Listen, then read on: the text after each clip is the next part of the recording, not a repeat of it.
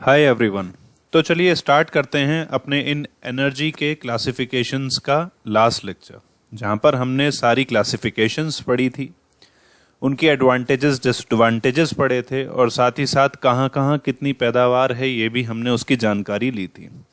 तो हम लास्ट में पढ़ लेते हैं उसके सेलिएंट फीचर्स, कुछ इम्पोर्टेंस। हालांकि हम बता सकते हैं कि भाई नॉन कंजर्वेटिव एनर्जी रिसोर्सेज के क्या क्या चीज़ें हो सकती हैं, हम खुद से भी लिख सकते हैं, मगर वो हम कुछ स्लाइड्स में आगे देखेंगे सो दैट उसको अच्छे से लिख पाएं।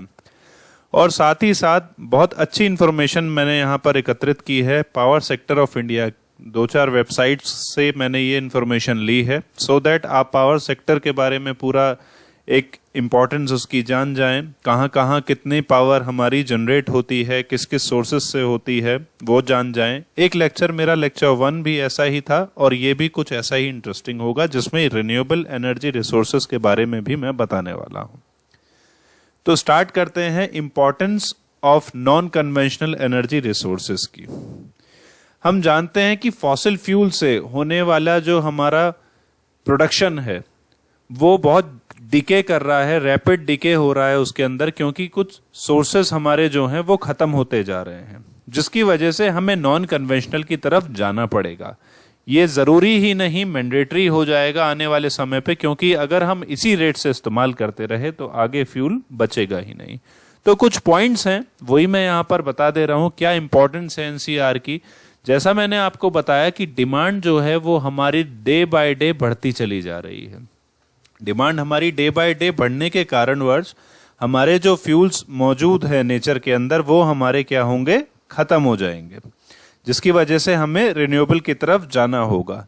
कन्वेंशनल सोर्सेस जैसे हमारे एक्सेप्ट द हाइड्रो वो क्या होते हैं, नॉन रिन्यूएबल होते हैं, हमें उन्हें जो है दोबारा नहीं जीवित कर सकते या बना सकते हैं, वो एक बार यूटिलाइज होंगे, खत्म हो जाएंगे। फॉसिल फ्यूल्स जैसे, या फिर आप न्यूक्लियर की बात करें, या ये अनक्लियर नहीं इट्स न्यूक्लियर की बात करें, फॉसिल फ्यूल्स की बात करें, गैसेस की बात करें, कोल की बात करें, वो क्या करते हैं, पॉल्यूशन क्रिएट करते हैं। तो इस वजह से भी हमारे नॉन कन्वेंशनल एनर्जी रिसोर्सेज कारगर हैं। हाइड्रो पावर प्लांट हालांकि नॉन कन्वेंशनल है मगर वो वाइल्ड लाइफ को इफेक्ट पड़ता है, क्योंकि हमें बड़े बड़े डैम्स बनाने पड़ते हैं। तो हम क्यों ना विंड एनर्जी की बात करें, क्यों ना हम सोलर एनर्जी की बात करें ज़्यादा। फॉसिल फ्यूल के से जो रॉ मटेरियल इस्तेमाल होते हैं वो हम केमिकल्स बनाने में, मेडिसिन्स बनाने के अंदर भी इस्तेमाल होते हैं। अगर ये चीज़ें चली गई तो हम आगे अपने लिए मेडिसिन्स भी नहीं बना पाएंगे अपने फ्यूचर जनरेशन के लिए। तो ड्यू टू दिस रीजन हमारे लिए नॉन कन्वेंशनल जो है बहुत इंपॉर्टेंट हो गया है कि हम डिफरेंट तरीके एनसीआर के एक्सप्लोर करें, अपनी डिपेंडेंसी उस पर अपनी बढ़ाएं, सो दैट हम जो कन्वेंशनल रिसोर्स हैं वो खत्म होने से पहले हम आगे बढ़ सकें और अपने देश को, अपने कम्युनिटी को हम ग्रोथ के रास्ते पे लेकर आएं। सेलिएंट फीचर्स की बात करें तो फीचर्स क्या, उसकी एडवांटेजेस और डिसएडवांटेजेस तो यहाँ पर हम पहले भी पढ़ चुके हैं और यहाँ पर हम एक बार से और देख रहे हैं ताकि ये कंफ्यूजन ना हो। क्वेश्चन आया कि सेलिएंट फीचर्स का क्या करें, तो नॉन कन्वेंशनल के एडवांटेजेस की, मेरिट्स की बात करें तो नेचर में फ्री ऑफ कॉस्ट अवेलेबल हैं ये सोर्सेस, के लिए कोई पैसा देने की आवश्यकता नहीं है, केवल हमें डिवाइस इंस्टॉल करना है। पॉल्यूशन बहुत कम, एनवायरनमेंट फ्रेंडली है, कभी भी खत्म ना होंगे, inexhaustible, available in large quantity, ठीक। मगर ये क्या होते हैं, साइट स्पेसिफिक होते हैं। बट ये भी एक एडवांटेजेस है, क्यों, क्योंकि अगर साइट स्पेसिफिक है, क्यों ना उस एरिया पर, फॉर एग्जाम्पल राजस्थान में अगर विंड मिल से ही सब जगह हम इलेक्ट्रिसिटी पहुंचा सके तो क्यों ना उसको लोकल प्रोसेसिंग के लिए इस्तेमाल किया जाए। जहां पर हाइड्रो है वहां पर हाइड्रो, जहां पर विंड्स तेज चलती हैं वहां विंड्स की वजह से, जहां पर हमें हॉट स्प्रिंग्स होती हैं वहां पर हम उस थर्मल हाइड्रो एनर्जी का इस्तेमाल कर सकें। तो इस तरीके से हम कर सकते हैं। Most of the devices and plants used these sources जो भी करे जाते हैं सिंपल रहते हैं वो हमारे डिजाइन में।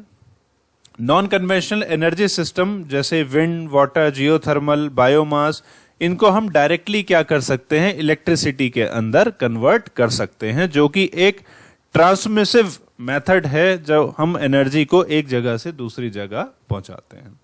डीमेरिट्स की बात करें, नेचर में फ्री अवेलेबल है, बट इंस्टॉलेशन कॉस्ट, हार्नेसिंग उसकी कॉस्ट जो है वो बढ़ जाती है काफी। एनर्जी डेंसिटी बहुत कम होती है। सोलर सेल की बात करें तो एक छोटा सा सोलर सेल माइक्रो वोल्ट के अंदर हमें एनर्जी देता है, वोल्टेज देता है, तो हम उसके लिए एरेज इस्तेमाल करें तो बड़ी जगह, बड़ा ऑपरेटिंग टेम्परेचर, एफिशिएंसी उसकी काफी कम हो जाती है। हालांकि हम रिसर्च करते जा रहे हैं ताकि हम इस एफिशिएंसी को बढ़ा पाए, तो यही तो रिसर्चर्स का काम है और यही इस एरिया का बेसिकली काम है। Non conventional energy resource uncertain होते हैं, जरूरी नहीं है सब जगह पाए जाएं, पाए भी जाते हैं तो जरूरी नहीं है कि अगर विंड की बात करें तो लगातार वो एक ही स्पीड से चल रही है, तो ये हमारे कंट्रोल में नहीं है। It's beyond the human control और ट्रांसपोर्ट करने में काफी परेशानी का सामना करना पड़ता है इस एनर्जी को।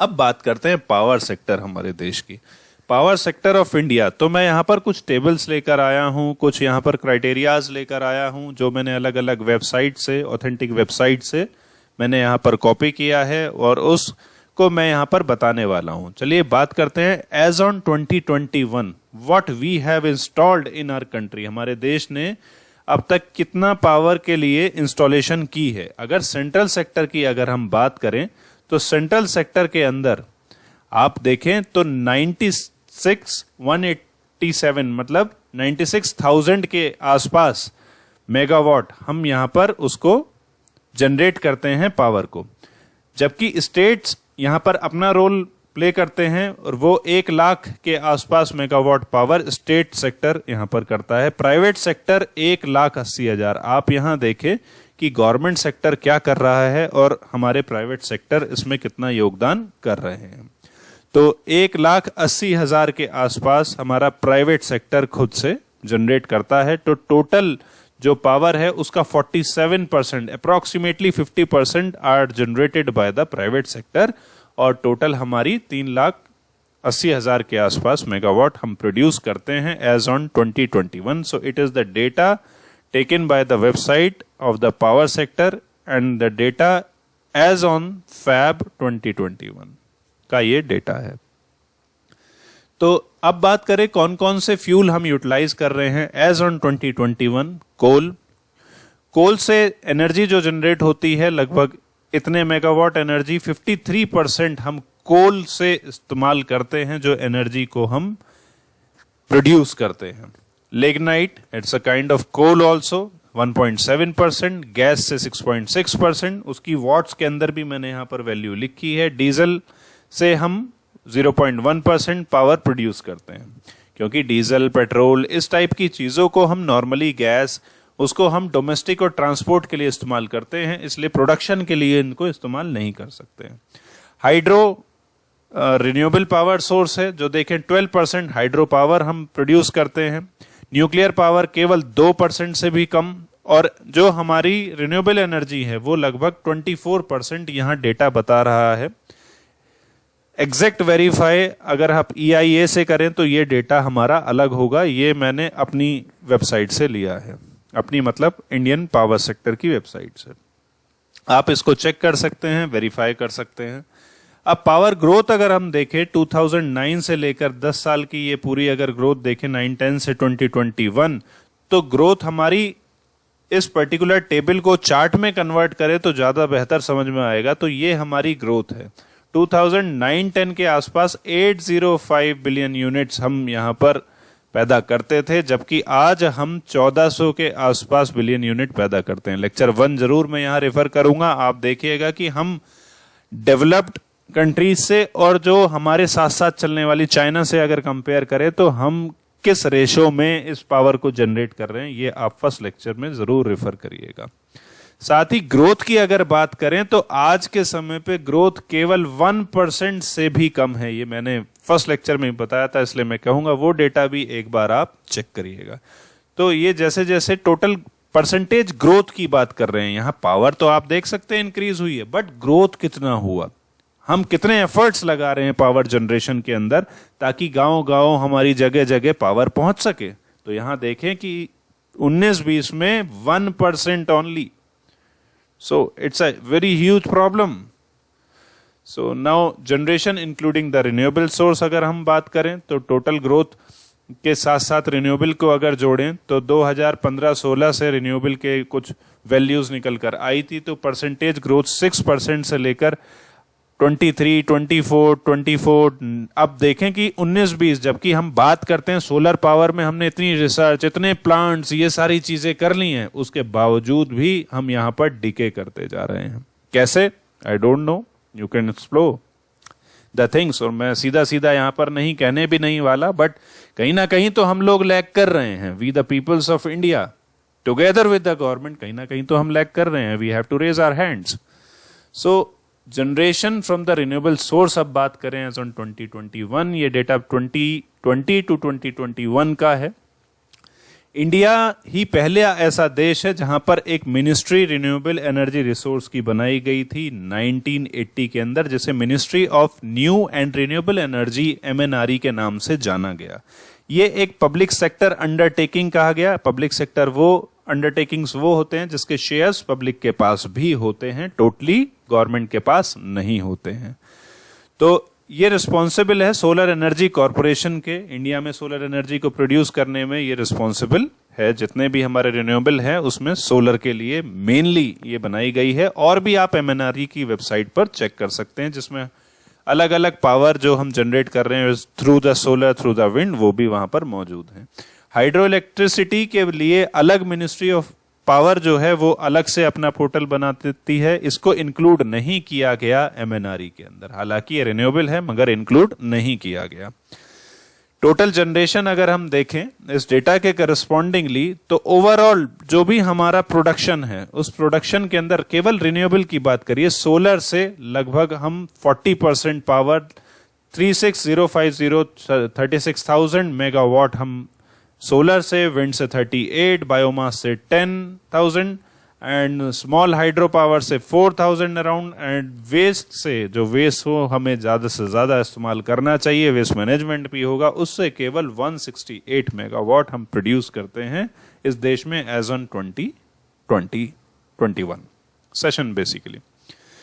तो जनरेशन फ्रॉम रिन्यूएबल जो है, टारगेट किया था कि 2020 में हम 20 गीगावाट का सोलर प्लांट बनाए, जो कि हम आज कहते हैं, गवर्नमेंट हमारी आज कहती है कि ये हमने इंस्टॉल कर लिया है, क्योंकि हमने सारे ही रूफ टॉप पर सोलर पैनल्स को इंस्टॉल करा लिया है।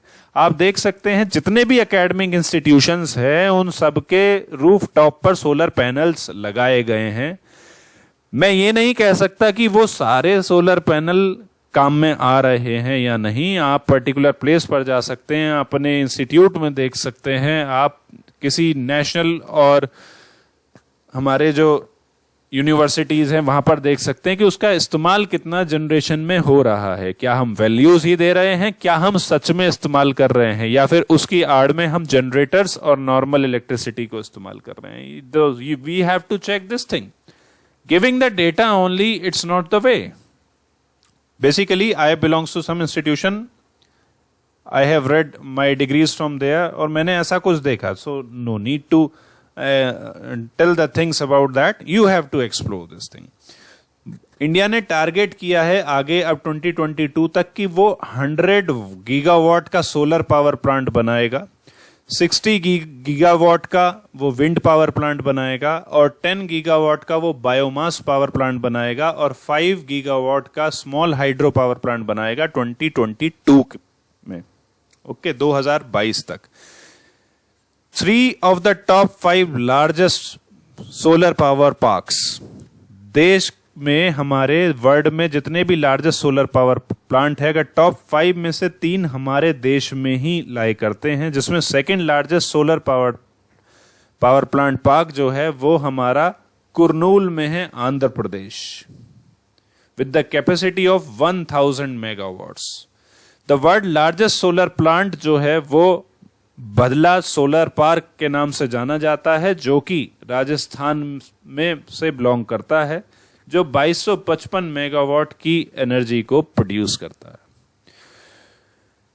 कुछ डेटा ले सकते हैं हम यहां पर। टोटल इंस्टॉल्ड कैपेसिटी हमारी विंड की कितनी है, 38, 2022 तक का टारगेट हमारा इतना है, अभी 36 है, 2022 तक इतना हो जाएगा। आप स्क्रीनशॉट ले लीजिएगा। जहां पर 10,000 तो इसके बारे में कोई जानकारी नहीं है। वेस्ट के लिए अभी दोनों को मिलाकर 10,000 यहाँ ली गई है। स्मॉल हाइड्रो के लिए 5,000 का 5 गीगावाट का बेसिकली जो लिया गया था हमारा टारगेट। तो ये टेबल फॉर्म में मैंने उन्हीं बातों को एक बार बता दिया। विंड की बात करें तो कहाँ कहाँ, जैसलमेर में है, मुपंडल विंड फार्म तमिलनाडु में है, ब्राह्मणवल विंड फार्म महाराष्ट्र में है, धालगांव महाराष्ट्र में है, चकाला महाराष्ट्र में है, ये भी महाराष्ट्र में है, और वासपेट वो भी हमारा महाराष्ट्र। तो मोस्टली विंड्स जो है हमारे कोस्टल एरियाज पर विंड जहां तेज चलती हैं। राजस्थान के अलावा ये तमिलनाडु भी हमारा ये कोस्टल रीजन में जहां पर है वहां पर ये इंस्टॉल किया गया है। कितनी कितनी कैपेसिटी है आप देख सकते हैं। तमिलनाडु और राजस्थान वाले सबसे ज्यादा कैपेसिटी के हमारे पावर प्लांट्स हैं। सो आशा करता हूं आपको ये इन्फॉर्मेशन मेरे द्वारा दी गई बहुत अच्छी लगी होगी, और मैं धन्यवाद करता हूं जो प्राइमरी इन्फॉर्मेशन थी इंपॉर्टेंस ऑफ सेलियन फीचर्स की मैंने इस बुक से ली, कुछ MNRE की वेबसाइट से मैंने डेटा लिया, कुछ मिनिस्ट्री ऑफ पावर की वेबसाइट से डेटा लिया, और कुछ डेटा मैंने विकिपीडिया से लिया। हो सकता है कोई डेटा वेरी करे जो मैंने विकिपीडिया से लिया है, so you can verify, you can check from different websites. तो जरूर ये चेक करिएगा। अगले लेक्चर में हम मिलेंगे और पढ़ेंगे सोलर सेल के फंडामेंटल के बारे में। जो लोग इलेक्ट्रॉनिक्स बैकग्राउंड से हैं वो जल्दी से समझ पाएंगे, जो नहीं तो मैं कोशिश करूंगा उसको अच्छे से समझाऊं। तब तक के लिए अपना ध्यान रखिए, खुश रहिए और खुश रखिए।